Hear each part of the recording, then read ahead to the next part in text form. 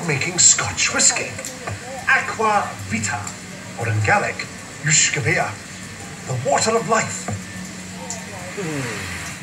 Another vital ingredient is barley, which is steeped in water and brought here to the malting house to germinate. The malt man turns the barley, allowing it to breathe and sprout.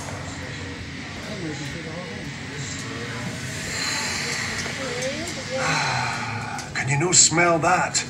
That, my friends, is the sweet smell of malted barley being dried here in the kiln. More specifically, it's the smell of burning peat. Now, peat is a young form of coal and another factor in determining a whisky's unique final flavour. Oh, is it just me? Or is it getting a wee bit hot in here?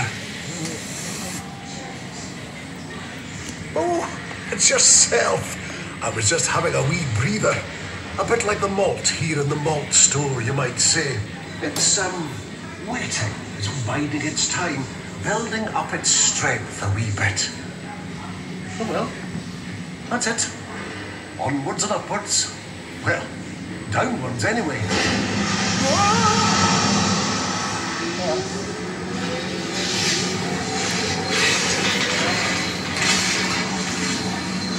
This is the milling machine. This is where the malt gets rudely awakened, crushed, ground and pulverized into what's known in the trade as grist. It's awfully noisy in here, but it's all part of an ongoing process, all a means to an end. Oh, it gets everywhere, this stuff. Oh, shit, mächtig.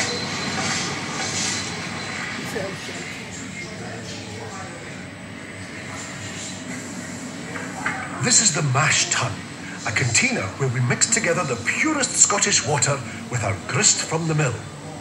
The sugar in the mixture is dissolved, producing a sweet liquid known as wort. The wort is then cooled, ready for the next stage. The residue left in the mash tun can be used to make animal feed. The wort might not look that special, but let me assure you, this will become pure liquid gold.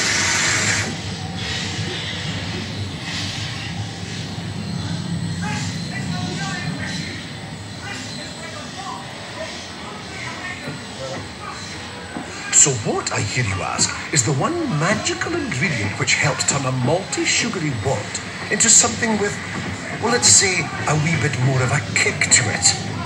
Well, the answer is right here. This is yeast.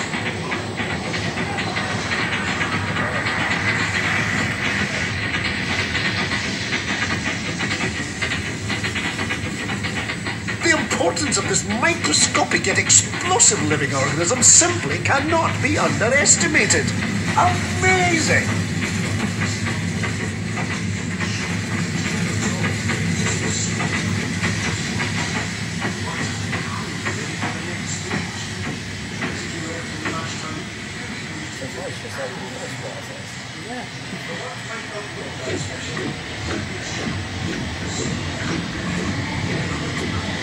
And this is where the magic truly begins. This is the washback, where yeast meets wort and sugar turns to alcohol in a process known as fermentation. A heaving maelstrom of heat and foam.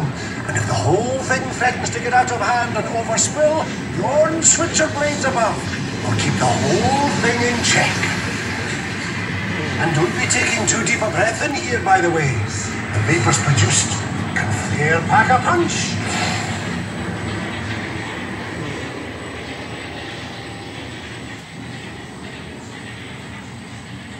The alcohol content at this point is still too low and needs to be increased. We do this during distillation. Now, pay attention. The liquid is heated in a pot still, and because alcohol boils at a lower temperature, it separates from the water. The vapour rises up the neck and is cooled and condensed back into a liquid by a copper coil immersed in cold water, known as the worm. Here we see the cooling and condensing process in action. The liquid is now known as low wines, but it needs to be distilled again to further increase its alcohol content. And that takes place here, in the spirit still.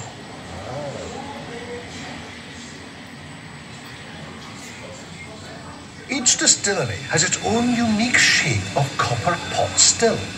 Another factor in ensuring that each distillery produces its own unique flavour of Scotch whisky.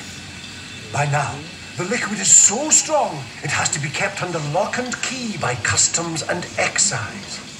Here in the spirit safe, the still man weaves his magic by judging precisely when to send the first part of the run, or 4 shots, and the last part of the run, or faint, back to be distilled again.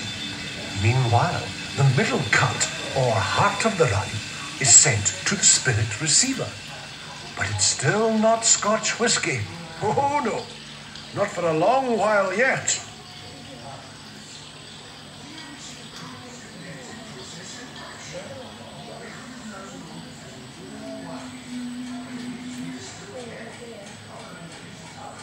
These casks won't see the light of day for at least 3 years. Some not for 12 or even 50 years. During this period of maturation, a whisky's unique final flavour is further enhanced by the wood of the cask that it's stored in. Its clear colour changed to a golden hue. What was once nothing more than barley and water magically matures into Scotch whisky. Ah, the sweet smell of evaporating whisky. Up to 2% each year just disappears. The angel's share, they call it. Ah well, I'm away to join the angels myself. Slàinte mhath.